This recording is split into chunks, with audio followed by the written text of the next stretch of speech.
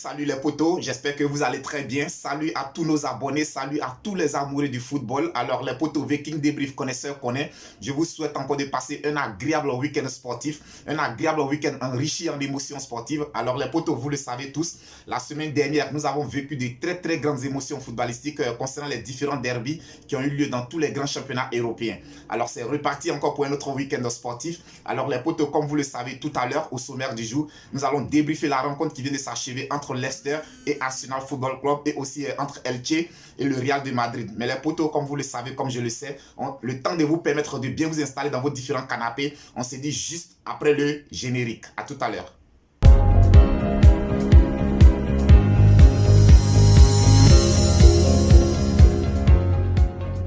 Alors les potos, du côté de l'Angleterre, aujourd'hui, on a Arsenal Football Club qui se déplaçait sur le terrain de Leicester. Alors je dirais qu'après un début de saison vraiment catastrophique de la part des Gunners, depuis pas mal de matchs, je pense que Mikel Arteta a trouvé aujourd'hui la solution pour stabiliser son équipe. Parce que ça fait quand même plusieurs matchs où Arsenal ne perd plus de matchs. Donc je dirais bravo à Mikel Arteta, c'était vraiment difficile pour lui. Nous-mêmes, nous lui avons traité de tous les noms, mais je pense que depuis pas mal de matchs, il a quand même réussi à stabiliser son équipe. Il a réussi à donner la confiance à tous les boys.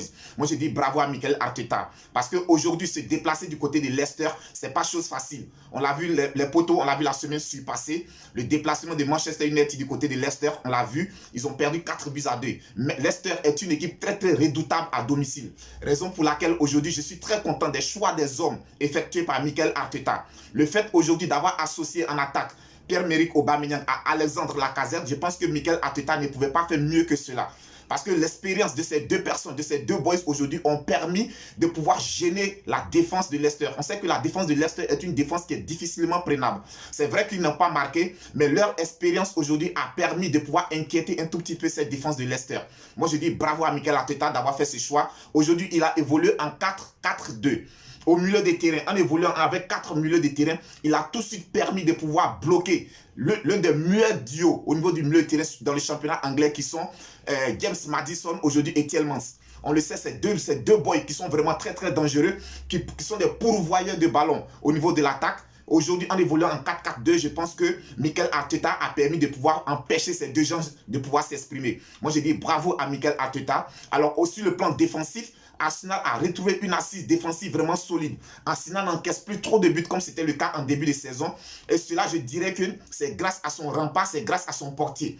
Au début de saison, c'est Leno qui était le portier numéro 1.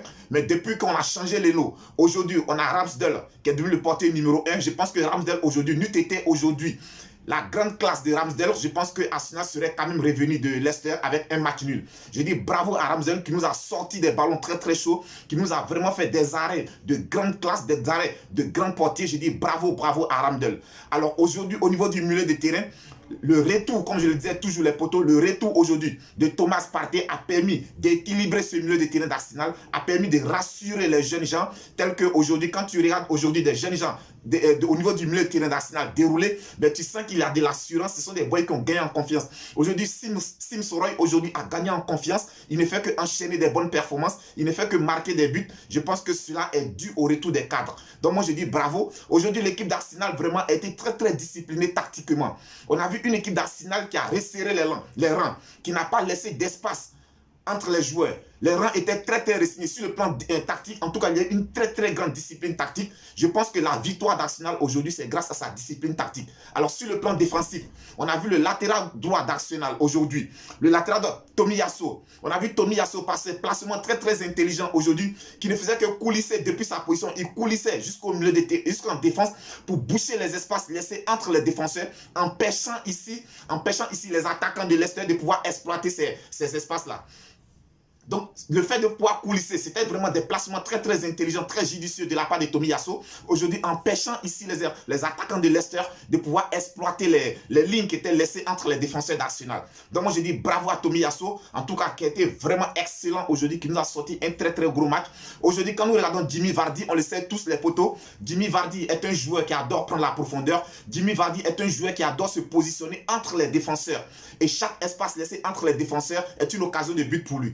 Mais Mais malheureusement, aujourd'hui, il n'a pas pu exploiter cela parce qu'on a vu un grand Tomiyasu qui coulissait à chaque fois pour venir boucher ces espaces-là. Donc, du coup, aujourd'hui, Jimmy Vardy n'a pas pu s'exprimer. Moi, j'ai dit bravo. En tout cas, tactiquement, c'était bien joué de la part aujourd'hui de Mikel Arteta. Tactiquement, c'était très, très bien joué. Je pense que les protégés des Rodgers aujourd'hui n'ont pas pu se sortir du filet du pied tendu par Mikel Arteta. Donc, très, très belle victoire de Arsenal Football Club du côté de Leicester sur le score de 2-0. J'ai dit bravo, bravo aux Gunners. Et en photo du côté de l'Espagne, on a le leader actuel, le Real de Madrid, qui s'est déplacé du côté de Elche. Alors aujourd'hui, Carlo Ancelotti a essayé de faire tourner un tout petit peu son effectif. Il a mis au repos des cadres tels que Karim Benzema, Mendy qui revient de blessure. Je pense que, en tout cas, ça a été bien réfléchi de la part de Carlo Ancelotti parce que depuis le début de saison, Karim Benzema ne fait qu'enchaîner match sur match.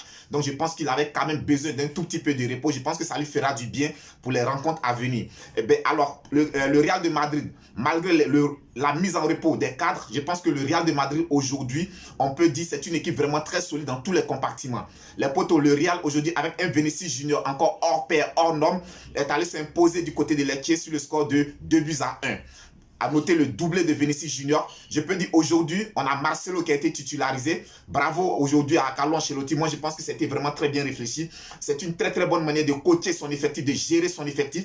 Parce que je pense que le Real de Madrid a encore de grands matchs à venir, encore de très, très gros challenges à pouvoir remonter dans les jours à venir. Donc, je pense que vraiment, c'était bien réfléchi. Aujourd'hui, le technicien italien, ben, je pense qu'il a su vraiment redonner de la confiance à tous les boys. Les potos, quand je regarde aujourd'hui la réincarnation de Vinicius Junior, je dirais que ben, vraiment, Carlo Ancelotti a fait un très très gros boulot psychologique avec Vinicius Junior. On le savait déjà, Vinicius était pétri de talent, mais il était par moments brouillon dans sa façon de jouer et il avait totalement perdu confiance en lui. Mais aujourd'hui, quand tu regardes Vinicius Junior évoluer, tu sens que c'est un boy qui a gagné en maturité, il a gagné en confiance, il n'a pas peur aujourd'hui de prendre des initiatives. Vinicius Junior aujourd'hui s'est fait confiance, je dirais même qu'aujourd'hui, à part Karim Benzema, Vinicius Junior est devenu l'un des éléments incontournables au sein de cet effectif de Real de Madrid. Donc, belle victoire des Madrilènes du côté de Elche sur le score de 2-1. A noter aussi que Mariano Diaz, depuis le début de la saison, pour la première fois, Mariano Diaz a été titularisé. Je pense qu'il a été auteur d'une passe décisive. Donc, c'est à saluer. C'est aussi bien de savoir que ben, dans un effectif, on peut compter sur tout le monde. Moi, ce que je voudrais dire aujourd'hui, je pense qu'il serait grand temps à certains joueurs de se réveiller. À certains joueurs de se réveiller parce qu'aujourd'hui, on ne peut plus aligner un joueur à cause de son nom. Les joueurs sont alignés aujourd'hui à cause de leurs performances qu'ils nous démontrent sur le terrain de football. Et hier, en match avancé du côté de la France, on a le Paris Saint-Germain qui recevait le Lille FC. Victoire des Parisiens sur le score de 2-1. Je dirais qu'encore les Parisiens ont peiné à pouvoir venir à bout de cette équipe de Lille. Encore, c'est très très difficile pour Paris Saint-Germain en championnat de pouvoir avoir des victoires vraiment convaincantes. C'est vrai que les 3 points sont importants, les 3 points, c'est précieux de prendre les 3 points.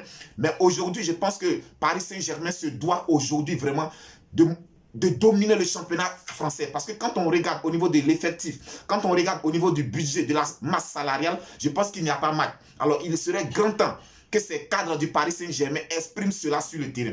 Neymar, je l'avais dit la semaine dernière, aujourd'hui Neymar n'arrive plus à performer en championnat. Je ne sais pas c'est dû à quoi. Même en Champions League, Neymar n'arrive plus. Et comme je l'ai dit, si Pochettino aujourd'hui veut tirer le meilleur de Neymar, je pense qu'il devrait soumettre Neymar à une concurrence. Que Pochettino prenne le risque de mettre Neymar sur le banc des touches pendant 2 à 3 matchs. Je pense qu'au sorti de cela, il pourra tirer le meilleur du Neymar. Sinon, moi, aujourd'hui, je vois un Neymar transparent qui n'a carrément plus d'influence au sein de cette équipe du Paris Saint-Germain.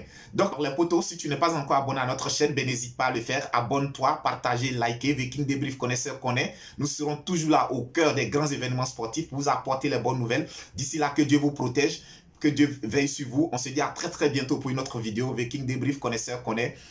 La chaîne des grands événements sportifs, la chaîne des amoureux du football. Bye bye, à tout à l'heure.